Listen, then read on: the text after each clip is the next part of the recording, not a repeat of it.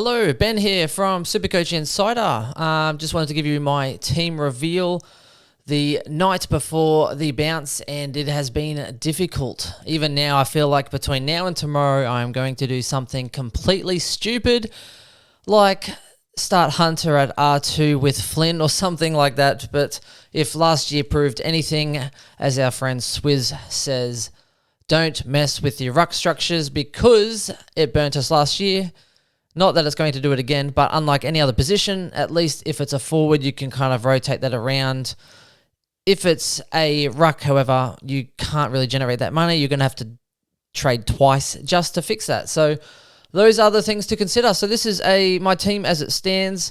Not going to lie, I have literally just changed it and used a structure that I have not set up yet this season. So and I'm going to explain that for you shortly. As you can see, my team is here up in front of you. Now, the thing that I've just changed, and I've had things slightly different before this, and it's changed because I had a sudden realization. Now, and that realization is talking to a few people, the defender rookies suck. Yes, we know that they suck. And the realization is, and the consideration is that not only do we only have most likely Cozzy and Highmore actually as probably the starting options for us this year, there's only a handful of guys you could actually downgrade to, and we're relying on injuries anyway, like most things throughout the year. So I don't see too many defenders out there that we could actually downgrade to once the season starts, except for a handful. Now, to me, what that means is that there's probably going to be a lot more downgrading through the forward line, etc. If you do start off and you have your Highmore and Cozzy, etc., them on field, then what you might have to do is you might have to actually upgrade your defense line first. So that's going to probably limit some options there. So what I've done is I've actually now gone 5 deep in defense. It could actually include Clark, so I've got Clark and 5 here. What I would do is I would actually have probably looking at Cozzy as the emergency. So if he does well, then that's all well and good there. I was going to play Clark probably in the midfield at this point, and I can always rotate them back and forth, which is why I think that 5 swing is really valuable. Yeah, so that's what I'm considering, and it looks really funny. It does look funny. It feels funny for the fact that I have had Neil, McRae, Kelly. I've had Fife as that M4 for a little bit, which has changed things up a little bit there. I've also managed to have teams where I've had Push Dunkley into that M4 spot just because I feel like there's a little bit more certainty. I mean, I like Merritt, I like Fife. However, I still feel like there's a little bit of uncertainty whether they're going to either improve on Fife or maintain that sort of high average for Merritt. And I think this game really could suit Merritt with his run and dash and carry. So my structure and what I'm looking at as far as players is people that are generally good with their foot or so in defense particularly. So I've got, Laird's a midfielder, so I think he's a given. Lloyd, I think if you don't start him, I think it's going to be hard to probably try and get there. Hoping everything goes well for that, obviously. Ryan, I would like as well because I think he's someone who just racks up and gets a lot of Supercoach points. Fremantle have an extremely easy buy. A good buy and extremely easy start to the year. So for a defender, I think could absolutely towel the first sort of 8 rounds. I'm looking at him to jumpstart, get away. Ridley, again, an elite user who's going to take kickouts. Stewart, Geelong have an easy start to the year as well, so I'm thinking he might get off to a good start.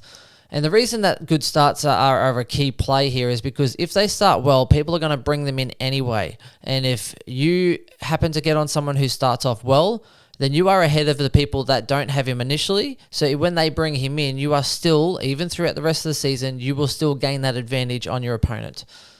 So that's where I'm thinking with that. Now, for the midfield, I am looking at people who are good on the inside and on the outside, people who can actually spread, get marks, are pretty good with their foot.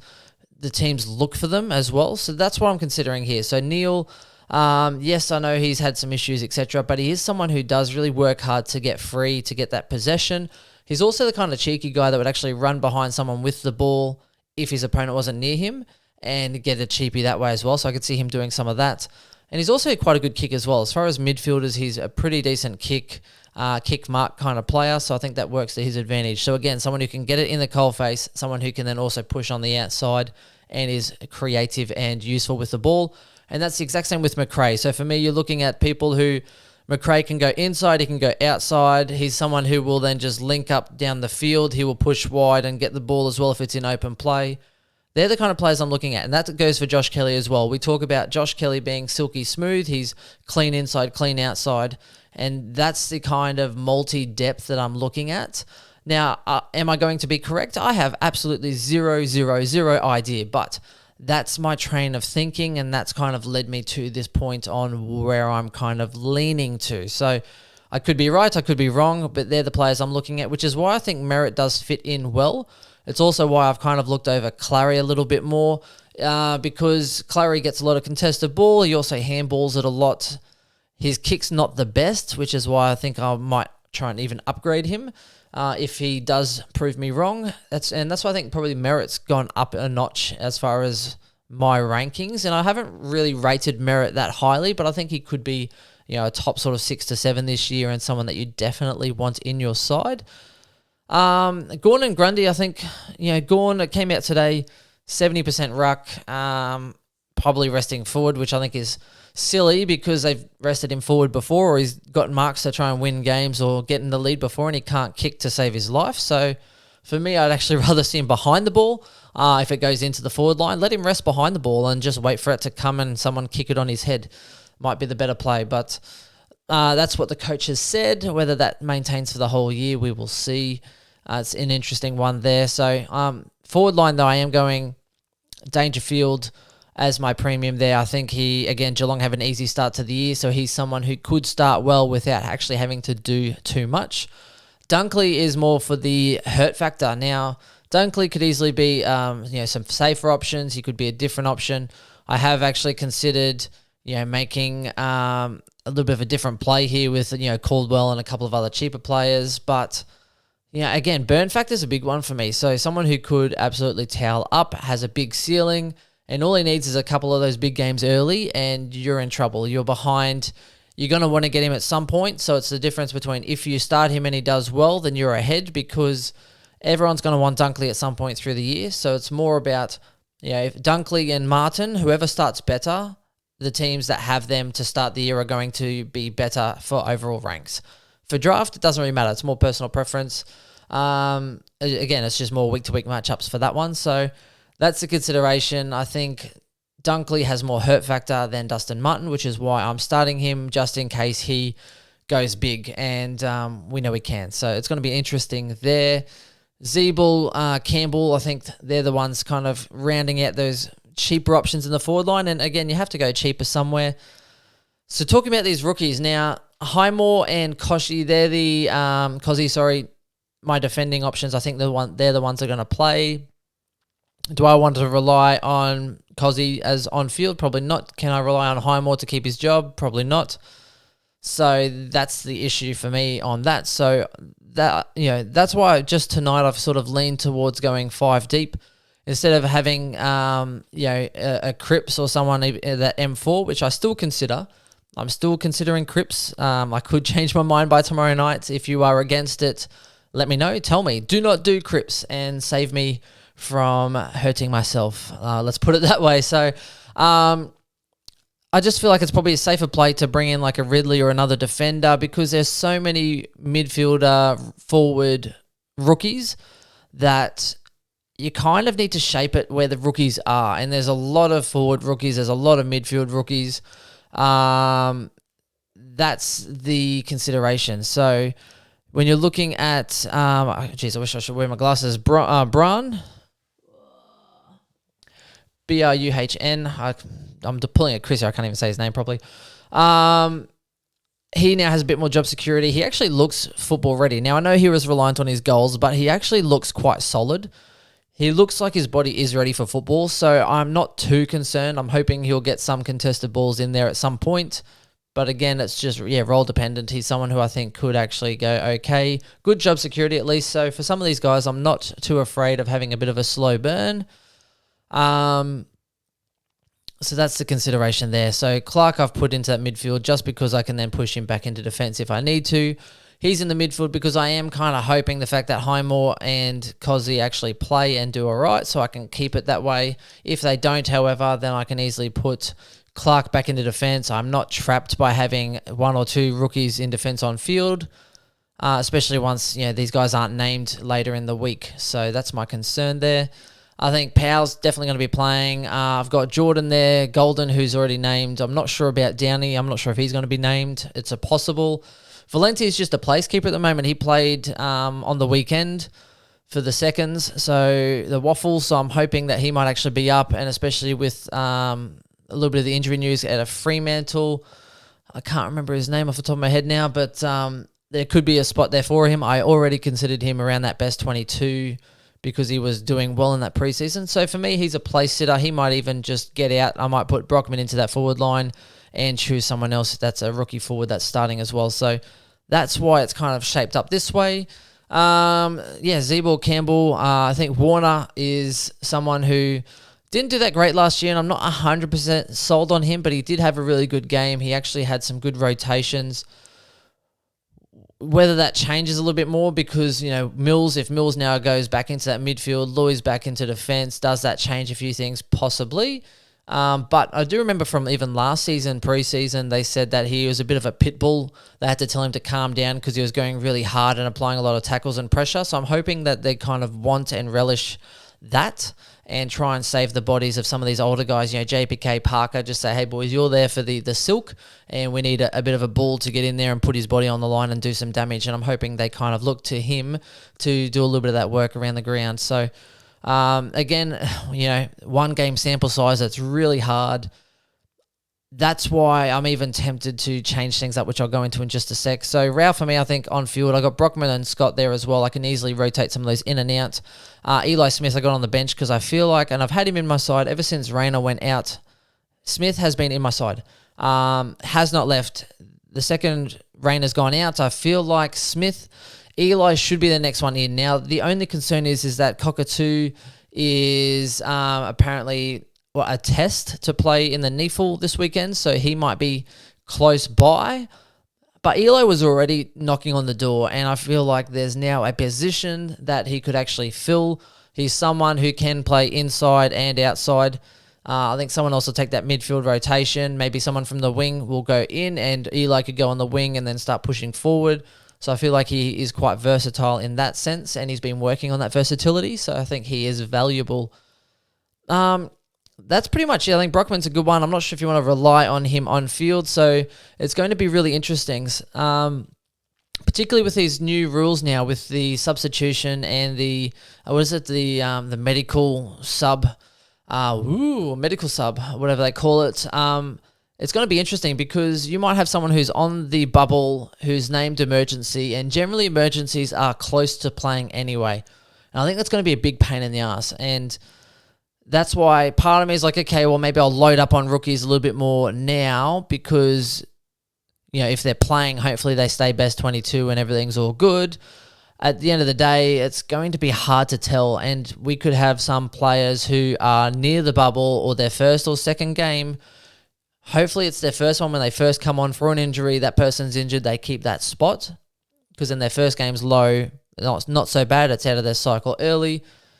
But it's causing a little bit of anarchy, which is why even earlier today, and this is why I'm a little bit torn, because I've had my side previously, I was relying on Cozzy and Highmore. I was relying on them to be on field, one of them. I had Dunkley pushed into that forward line. I got rid of Fife, who was my M4, which then allowed me to use that money, and instead of having some of these other speculative rookies, I was going and I was able to put Impey in my side. I was able to put Dow in my side. I was able to put Caldwell in my side and start with 11 premiums. Now, usually 12 premiums is ideal. I like 12 premiums. I think everything looks much tidier. I think the rookies are there for 12 premiums. And I think being worried and everyone's a bit concerned these rookies might not play. And I think the concern is because we won't know at the start of the week, which is why it feels a little bit more vulnerable than usual. But every year we're relying on rookies on field. If they're playing, you play them on field and then you work it out. So I don't think it's too dissimilar. I think the change of announcements for teams is making some people, including myself, a bit more paranoid. but it's not any different to any other year. You start some rookies that play, you hope that they stay best 22, you hope that they score well. At least usually we have a few game sample size. This year we have one, so we're hoping even more. Now, it could completely fall on my face, or anyone that's gone guns and rookies. All these rookies could absolutely be, shit out of luck. So it's a funny one, because in some aspects it might be safer to start an Impey, a Danaher, a Dow, and a Caldwell. At least get one less premium, distribute that funds for 4 guys that you know are going to be best 22. At least you know they're going to play. Yes, it might be a slower burn, but it might be the safer way. So if I was in an extremely high cash league, focusing on overall or draft, so for the just for your competitions, then I would be possibly playing it a little safer to start with, a little bit of a slower burn, trying to pick up some cheaper people as it went along. But if you're going for overall, I think the rookies are there. I think you kind of got to risk it for the biscuit. And if you fall on your face, just know that 50,000 other people are going to be stuck with crappy rookies also. And then the 50,000 people that had mid-price madness, which there's probably a lot more of those, they might actually do it right. And you take the gamble. So last year, mid-price madness won out. All the mid-prices did well, and the guns and rookies did not so much. And I think it's going to be an interesting year. I think the rookies are there to start. Whether they keep it, whether they have good scoring potential, that's to be seen. But this is my side at the moment. What have I got? 5 premium defenders, 5, 6, 7, 8, 9, 10, 11, 12. Yep, so 12 premiums in that side. Now, not a bad mix. Midfield is definitely weaker than I wanted. And I've had 4 deep in there previously. I haven't had really 5 deep in there this year. I think 5 deep's a bit too heavy. And if you're going 5 deep, you're either missing a ruck, you don't have Neil or Lloyd, you are extremely weak somewhere else. And again, just be cautious of your defense, because I think that's where the issues will be. There's no real options to save you. You would have to do a double trade just to try and fix up that one position, and then it might be messy. So defense is the concern. It's been a concern for a lot of podcasters at the moment. I know a lot of people doing at least 4 premiums in defense instead of like your 3 and 3 splits.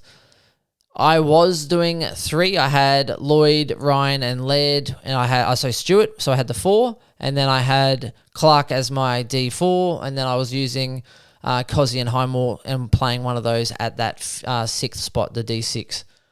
That is still an option for me. Depends on how I sleep on it. This is the first time I've had this setup. It's slightly different. I don't mind it. I feel like it's something that could balance out.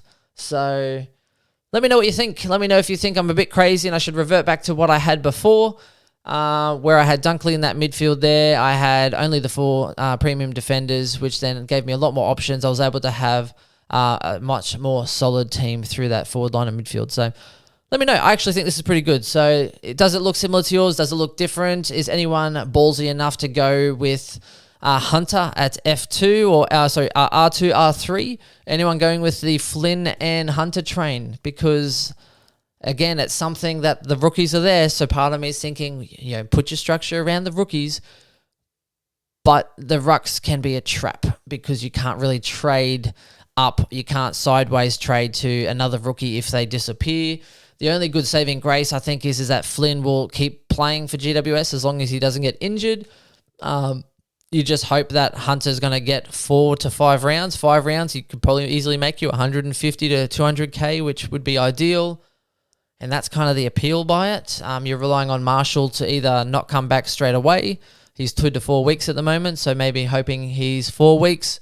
Maybe hoping they want to play 2 rucks like they have previously. Marshall might start forward because of his bung foot, so maybe Hunter gets more of a go.